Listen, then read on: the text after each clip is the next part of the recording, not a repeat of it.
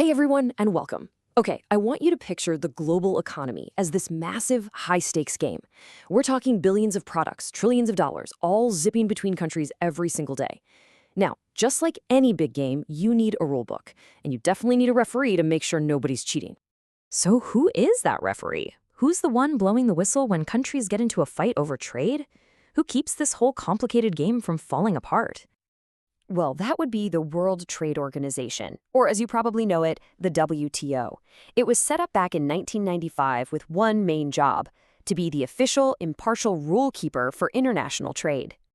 And when we say global, we mean global. The WTO has 164 member countries. That's pretty much every nation on the map, all agreeing to play by the same set of rules. And get this, those 164 members, they account for a mind-boggling 98% of all world trade. Think about what that means for a second. It means that almost every single time a product crosses a border, anywhere on the planet, the WTO's rules are in play. All right, so what's actually in this global rulebook? What does this referee actually do all day? Let's break down the WTO's core mission. It really all boils down to three main things. First, it manages all the existing trade agreements. That's the rulebook itself. Second, it gives countries a place to come together and negotiate to try and lower barriers to trade. And third, and this is a big one, it settles trade disputes. Yeah, that last one, settling disputes, is arguably its most powerful function. When two countries have a disagreement, they don't have to resort to a trade war. They can bring their case to the WTO, which acts kind of like a global trade court. It hears both sides and makes a ruling. This is absolutely huge for keeping the peace. Okay, so we have a referee, we have rules, but has it actually worked? Has the referee been good for the game? Let's roll the highlights reel and check out some of the big wins. Just take a look at this. This is one of the WTO's biggest success stories. We're looking at average tariffs, the taxes countries slap on imported goods. Back in the 90s, they were up over 15%. Today, they've been chopped down to less than half of that, below 8%.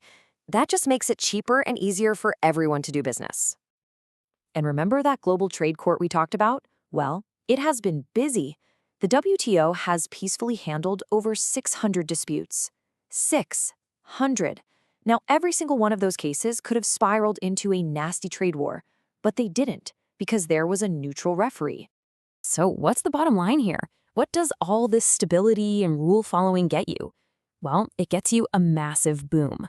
Since the WTO was founded in 1995, global trade has quadrupled. That's a huge engine for economic growth all over the world. The numbers are pretty impressive, right? But it does raise a really important question. Has this game, refereed by the WTO, really been fair for all the players? And that brings us to the other side of the story. We have to look at the criticisms and the challenges facing the organization and ask that tough question. Is the referee maybe a little biased? And the critics have some pretty serious points. A big one is that the rules seem to favor wealthy countries and massive corporations. Then there's the decision-making process. Because you need everyone to agree, making any kind of change happens at a glacial pace. More recently, that dispute system we were just talking about has been seriously weakened. And on top of all that, some people argue that the constant push for free trade comes at the expense of protecting workers and the environment. A perfect example of this whole debate is the TRIPS agreement. This thing sets the global rules for intellectual property, patents, copyrights, you name it. On one hand, the argument is simple. You have to protect inventions. But the other side of the argument is just as powerful. Critics say it keeps life-saving drugs for things like HIV or malaria locked behind crazy high prices, putting corporate profits ahead of public health in developing countries. It's a real dilemma. So you've got these huge successes on one side and these really significant challenges on the other. Where does that leave us? Let's look ahead as we approach what feels like the final whistle. Right now, the WTO is facing some of its toughest challenges ever.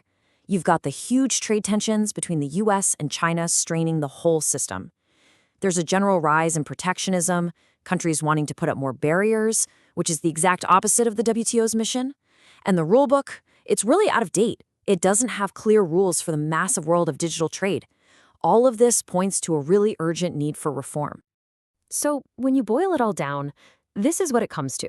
The game of global trade is changing faster than ever before. It's more digital, it's more complex, and frankly, it's more contentious. The ultimate question is, can the world's trade referee adapt?